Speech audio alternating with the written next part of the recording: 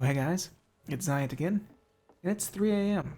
I need to get this commentary done because tomorrow is the Battlefield 4 beta. Well, today in 1 hour is the Battlefield 4 beta, but more specifically, I will be asleep, probably for most of tomorrow. But I wanted to get this commentary out just so I could get this last bit of footage off my hard drive. Now, tonight was an interesting night for me because I work at GameStop now, and yes, cringe if you must, but at this point, I have just done my first midnight release for NBA 2K14, and it was exhausting, but it was entertaining enough. But one of the things that is working at both at home in Indiana and here in Massachusetts is that people don't tend, when they work at places like in retail, they don't tend to take pride in their work. And that's always something that I've tried really hard to do, is to take pride in my work. And when you're working at some place like GameStop, I mean, it's not the dream job some people think it is. When I was a teenager, I worked at GameStop, and I thought, oh, it'll be awesome. I get discounts on games. I'm going to be surrounded by gamers. It's going to be awesome.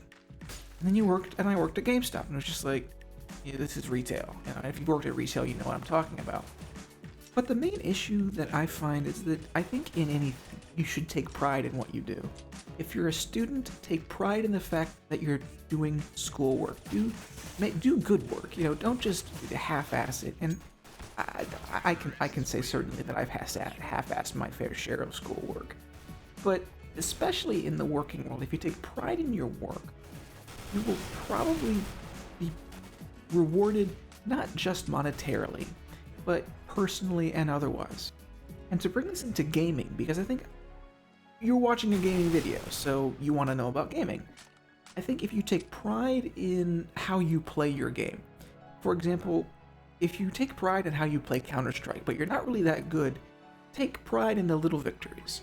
If you play Call of Duty because you're here for Call of Duty, take pride in the fact that you might be able to do something a little better than another one of your teammates.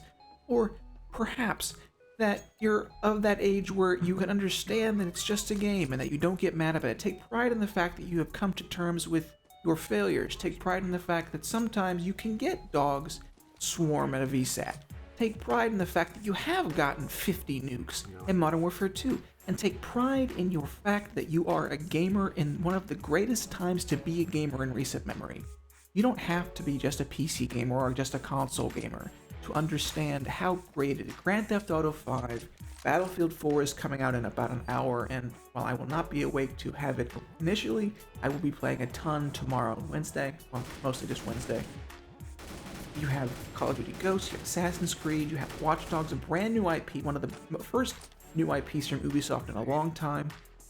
You have the NBA 2K game, you have the games that I'm probably forgetting, and I apologize that I am forgetting them, but Titanfall, Destiny, Crysis is probably going to come out in the next couple years. The Homefront sequel is going to come out from Crytek, and then there's just going into the future. It's going to be take pride in the fact that you are a gamer. I think a lot of us, we're embarrassed when we say, oh, I play Call of Duty, oh, I play Battlefield, oh, I play Counter-Strike professionally or casually. These are things that we hide from each other and from our families and from our friends and from people we don't really know. But I think it would behoove us to spend some time just thinking that, yeah, I'm a gamer.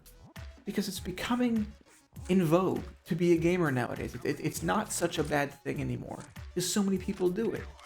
And I might joke that I'm not going to enjoy the Call of Duty midnight release because it's going to be a whole bunch of kids and their mothers, or the day after. If I have to work the day after the release, it's going to be a bunch of 12-year-olds and their mothers, and there will be a lot of 12-year-olds buying Call of Duty Ghosts because their mommies got their ID and have the spare money for it.